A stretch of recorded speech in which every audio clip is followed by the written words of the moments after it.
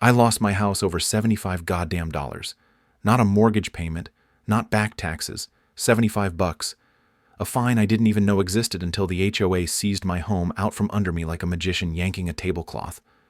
One day, I was watching football on my couch, and the next, I was homeless. It started with a letter, a thick, cream-colored envelope with the words, "Urgent HOA Violation Notice," stamped across the front in red ink. I should have thrown it in the trash. Instead, I opened it. "Dear Mr. Callahan, you have been found in violation of Cedar Ridge Homeowners Association Code 14B7. Your garbage cans were visible from the street after collection day. A fine of $75 has been applied to your account. Failure to remit payment within 10 days will result in further action." I stared at the letter, then at the fine print, then at my driveway, where my garbage cans were neatly tucked away, exactly where they always had been. I didn't even have trash pickup that week. I figured it was a mistake, a clerical error. I had no idea that this was only the beginning. Lived in Cedar Ridge, a picturesque, cookie-cutter suburb where the lawns were manicured, the driveways were spotless, and every house looked like it had been designed in the same corporate boardroom. The kind of place where the HOA wasn't just a neighborhood association, it was a regime. And at the helm of that regime was Barbara Henshaw. Barbara was the kind of woman who treated a clipboard like a loaded weapon. She was 55, wore her hair in a stiff, unnatural bob, and had the permanent expression of someone who smelled something foul. She had been on the HOA board for over a decade, and she ruled with an iron fist wrapped in pastel-colored blouses from Ann Taylor. If she wasn't lurking around the neighborhood, measuring lawn heights with a ruler, she was in her SUV, patrolling, like a general surveying her kingdom. She enforced the rules with the enthusiasm of a medieval inquisitor, and woe to anyone who dared defy her. I had never had a problem with her before. Until now. I showed up at the next HOA meeting, letter in, hand prepared to get the fine dismissed with a simple conversation. Big mistake. The community center was filled with the usual crowd, middle-aged homeowners in sensible sweaters, retirees who treated the HOA like a second career. And there, at the front, was Barbara, presiding over the meeting like a queen on her throne. I waited my turn, then approached the microphone. "Hi. Yeah, I got this fine in the mail about my trash cans, but I think there's been a mix-up. My cans weren't even out that week." Barbara peered at me over her reading glasses. "Mr. Callahan, our enforcement officer logged the violation on the 3rd of the month at 7:45 a.m. We have documentation." "Then your documentation is wrong," I said, "because I know for a fact my trash cans weren't out." Her lips curled into something that wasn't quite a smile. "Are you suggesting the HOA made an error?" "I'm suggesting you did," I shot back. A low murmur rippled through the room. Someone shifted uncomfortably in their seat. The unspoken rule of Cedar Ridge was simple. You don't challenge Barbara Henshaw. Barbara leaned back in her chair, folding her hands in front of her. Failure to pay will result in additional late fees, which could lead to a lien against your property. If you have an issue, you may submit a formal appeal in writing, which will be reviewed at our discretion. In other words, I'm screwed either way. She smiled. This time it was unmistakably smug. We enforce the rules for the good of the community. Mr. Callahan, I trust you'll do the right thing. I walked out of that meeting pissed, but not worried. It was $75. Annoying, but whatever. I'd pay it and move on. That was mistake number 2. 3 weeks later, I got another letter. This time, it wasn't about my trash cans. You have been found in violation of HOA Code 9A3, unauthorized lawn ornamentation. I didn't have any lawn ornaments. I stormed over to Barbara's house, one of the biggest in the neighborhood, with the most perfect lawn. She answered the door with a look of polite surprise, like she hadn't been expecting me, even though I knew damn well she had. "Mr. Callahan," she said, "can I help you?" "Yeah, Barbara, you can. What the hell is this?" I waved the letter at her. She sighed. "You have a flag in your front yard that exceeds regulation size." I blinked. "My American flag? The one I've had for years?" She gave a tight-lipped smile. "I understand your frustration, but rules are rules. You made this rule up, didn't you?" "Mr. Callahan, if you don't lower your voice, I'll have to ask you to leave." My jaw clenched. I knew what was happening. This wasn't about my flag. It wasn't about my trash cans. This was about control. I lowered my voice, but not my temper. "You're harassing me. That's a very strong accusation," she said. "I suggest you be careful about making false claims against the HOA. The way she said it, "be careful," sent a chill up my spine. I turned and left, but the feeling didn't go away. That night I got another fine, and then another, and another.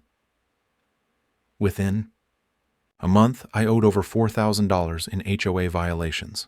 Barbara made sure of it. The fines piled up fast, mysterious infractions all conveniently appearing in official HOA letters. My grass was too long. My car was parked at an incorrect angle. My porch light was too bright. Every time I tried to fight back, Barbara had an answer, a rule, a precedent, a bullshit excuse. And then, one morning, I woke up to find a foreclosure notice on my door. My stomach dropped. I ripped it off and read the words 3 times before my brain accepted them. Cedar Ridge had seized my house over unpaid fines. $75 had turned into a nightmare. I was out. Homeless. And Barbara Henshaw? She was sitting pretty, untouchable. Or so she thought. Because if she wanted a fight, she was about to get one. And I wasn't fighting alone. The next call I made was to my dad. Retired now, but for 30 years, he had been a federal prosecutor. The kind of guy who chewed up corrupt officials for breakfast and spat them out before lunch. He picked up on the first ring. "Dad, I need help." Within 20 minutes, he was on my doorstep with a notepad, a coffee, and the quiet, dangerous expression. That meant someone was about to have a very bad day. I walked him through everything. The fines, the absurd violations, the foreclosure. When I was done, he leaned back in his chair, tapping his fingers against the table. "HOAs can be ruthless," he said, "but they're not above the law. The question is, what did they do wrong?" "Everything," I muttered. He gave me a look. "That's not how we win. We need specifics and paper trails." And just like that, we had a plan. Step 1, stall the eviction. The next morning, I showed up at the HOA office to file an appeal. Not because I expected Barbara to approve it, but because legally, as long as an appeal was in process, the HOA couldn't finalize the foreclosure. Barbara was waiting for me. "Mr. Callahan," she said, barely concealing her smirk. "I assume you're—" "Here to return your keys?" I placed the appeal form on her desk. Her smirk faltered. "I'm afraid your violations have already been processed. The foreclosure is final." "Not yet," I said. "By HOA bylaws, I have the right to appeal, and during that process, no legal action can be taken against my home." Her lips pressed into a thin line. She hadn't expected me to come prepared. "You're welcome to appeal," she said, "but the board is very busy. It could take months." "Good," I said. "That gives me plenty of time to dig through every record Cedar Ridge has ever kept." I saw it. The flicker of something in her eyes. She was nervous. "Good. Step 2. Find the cracks." My dad and I spent the next 2 weeks combing through every HOA financial report, meeting transcript, and case file we could get our hands on. And what we found was worse than I expected. The violations weren't just unfair, they were illegal. Barbara had been fabricating violations for years, weaponizing obscure rules to fine homeowners into submission. And worse, a chunk of those fines never even made it to the HOA's official accounts. They disappeared. Into whose pockets? Well, the financial records were a mess. Deliberately so. Money moved through so many shell accounts it was hard to track. But there was one constant. Barbara Henshaw's name. Step 3. Poke the bear. At the next HOA meeting, I walked in with a thick folder under my arm. The room fell silent as I made my way to the front. Barbara was already watching me. "Mr. Callahan," she said, her voice crisp, "this meeting is for community concerns, not personal grievances." "Oh, I know," I said, "but I think the community might want to hear what I found." I placed the folder on the table and flipped it open. Over the past 5 years, Barbara Henshaw has personally signed off on over 200 violation notices, and yet a large portion of the fines collected don't appear on official HOA tax records. A ripple of murmurs ran through the room. Barbara's face didn't move. I have no idea what you're talking about. Really? I slid a document across the table. Because this is a record of payments collected from homeowners, and this, I slid over another document, is the HOA's official financial report. Notice anything missing? She didn't look at them. You don't understand how HOA finances work. Then maybe the IRS will, I said. The murmurs turned into gasps. For the first time, Barbara looked rattled. You're making baseless accusations, she snapped. I suggest you tread carefully, Mr. Callahan. That was twice she had warned me to be careful. This time I wasn't intimidated. This isn't an accusation, I said. It's a warning.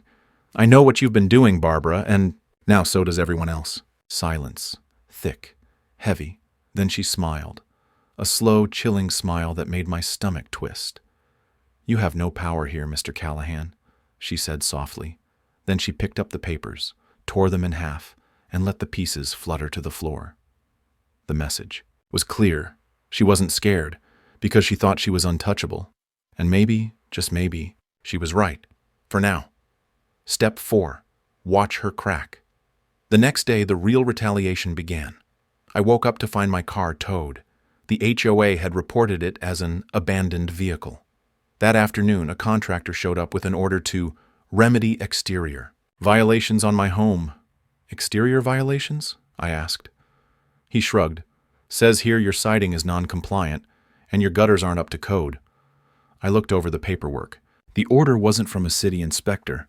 It was from Barbara, and she had signed it herself. She was getting sloppy, desperate, and that meant I was getting close. But I wasn't the only one in danger. That evening, I got a call from my dad. His voice was tight. Son, I think I found something. What is it? Silence. Then, meet me in person, now. A chill ran down my spine, because my dad didn't scare easily. Whatever he had found, it was big. And Barbara? She was about to learn that. When you push someone too far, they push back and froze. Jackpot, he whispered. Inside were 2 sets of books. One, the official records, clean and polished. The other, the real numbers, the hidden violations, the stolen money, the properties seized, and on the last page, a list of homeowners, targeted for foreclosure. My name was on it, along with 12 others. We had what we needed. But then, noise, the distinct click of heels on pavement. My stomach dropped. Barbara was here, and she wasn't alone. Through the window I saw her SUV pull up, another car behind it. I recognized the man who stepped out. It was her lawyer. They were coming inside. We were trapped. My dad and I moved fast. We shoved the real books into my bag and closed the drawer. The front door clicked open. Barbara's voice carried into the room. I don't care what he said. He'll cave. They always do. I looked around. No exit. No hiding places.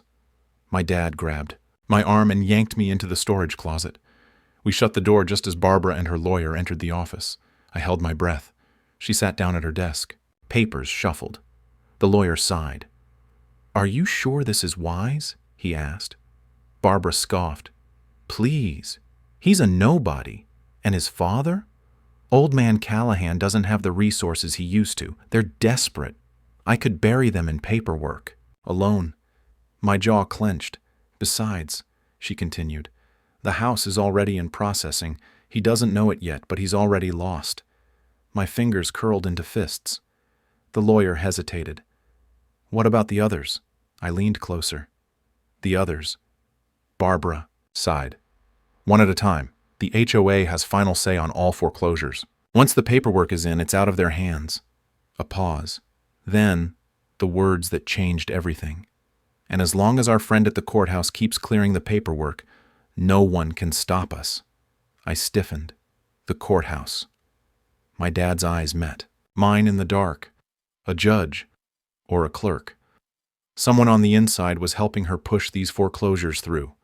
And now, we had everything, but we had to get out. Barbara sighed and stood. I need a drink. Let's finish this at my place. Footsteps. The sound of the door opening. Closing. Silence. We waited a full minute before slipping out of the closet. I exhaled. That was close. My dad nodded. But worth it. I looked at the bag in my hands, the real records, the list of stolen homes, the proof. Barbara thought she was untouchable, but she had just handed me the knife to cut her throat. Because now, this wasn't just about my house. This was fraud, racketeering, corruption. And when we exposed her, Barbara Henshaw wasn't just going to lose. She was going to fall. Hard. We had everything we needed. The fraudulent books, the illegal property seizures, the list of homeowners she had personally targeted. And now, thanks to her own arrogance, we had confirmation that someone inside the courthouse was helping her push the foreclosures through. This wasn't just corruption. This was criminal, and it was time to bring her down. Step 1. Set the trap. Barbara had spent years ruling Cedar Ridge through fear. No one had ever dared to challenge her, so we made sure that when we struck, we did it in the most public way possible. We filed our complaint with the state attorney general and the IRS in the morning. By noon, an official audit of the HOA's financials was underway, but we weren't done yet. Because before Barbara had a chance to hide, destroy, or spin the story, we called a neighborhood-wide meeting. Step 2. Put her on stage. It was standing. Room only at the community center that night. Everyone was there, homeowners, HOA board members, even the local news tipped off by my dad. Barbara walked in confident, smiling, still convinced she was untouchable. She spotted me near the front and smirked. "Mr. Callahan," she said, oozing condescension. "I assume you're here to make another baseless accusation?" I smiled back. "Actually, Barbara, I'm here to present some financial reports." I stepped aside, and my dad wheeled a projector forward. The screen lit up with 2 sets of books. One clean, one dirty. Barbara's smirk froze. Murmurs rippled through the crowd. "These," I said, "are the official HOA financial records. And these," I gestured to the second set, "are the real numbers. The hidden violations, the stolen homes, the money that never made it to the HOA's actual accounts." A few gasps, some shocked whispers. But I wasn't done. "And here," I said, pulling out a list of names, "are the homeowners Barbara Henshaw personally targeted for foreclosure." A woman in the crowd let out a sharp breath. "My name is on that list." A man stood up. "Mine too." Then another, and another. Barbara didn't move. I took a step closer. This isn't just a case of overzealous fines. This is fraud. And the worst part? I turned to the crowd. She wasn't doing it alone. I clicked the next slide, a bank transfer. Money moved from the HOA's secret slush fund to a courthouse official, and next to it, a signature, Barbara's.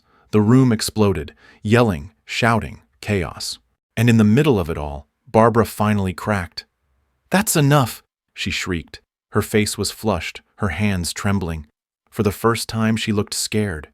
"You people," she spat, her voice unraveling. "You think you can live here without order, without rules? You need me." Boos, shouts of, "Resign!" Barbara whirled on me. "You think you've won?" she hissed. "I have lawyers, I have connections, you have nothing." I leaned in, smiled. "Then why are the cops here?" Step 3, watch her burn. The room went silent. And then, the doors swung open. 2 uniformed officers strode in, followed by a state investigator. "Barbara Henshaw," the lead officer said, "you're under arrest for fraud, embezzlement, and conspiracy to commit foreclosure fraud." Barbara's face drained of color. "This is a mistake," she stammered. "You can't. You have the right to." "Remain silent," the officer continued, snapping handcuffs onto her wrists. That was when it hit her. She was done. Barbara fought, screamed, kicked over a chair. But it was over. As she was dragged toward the door, her most loyal supporters, the ones who had feared her for so long, turned their backs. She wasn't a queen anymore. She was alone. And then, right before they took her out, the door, she made the mistake of looking back at me, at the people she had ruled over for years, and in that moment, she saw the truth. We weren't afraid anymore, and she was nothing without our fear. Her face twisted, and then she was gone. For good. The HOA was dismantled within a month. A new board was elected, one that actually served the neighborhood, not ruled it. The stolen homes? Returned. Barbara? Convicted on multiple counts of fraud. 15 years, no parole. She wasn't just out of power. She was erased. And me, I got my house back. No fines. No threats. Just home. One evening a few weeks later, I sat on my porch watching the sun set over Cedar Ridge. It was quiet, peaceful. For the first time in years, it felt like the neighborhood belonged to us again. Then I noticed something across the street. Barbara's old house. Empty now, a for sale sign in the yard. I smiled, not because she was gone, but because for the first time she couldn't do a damn thing about it.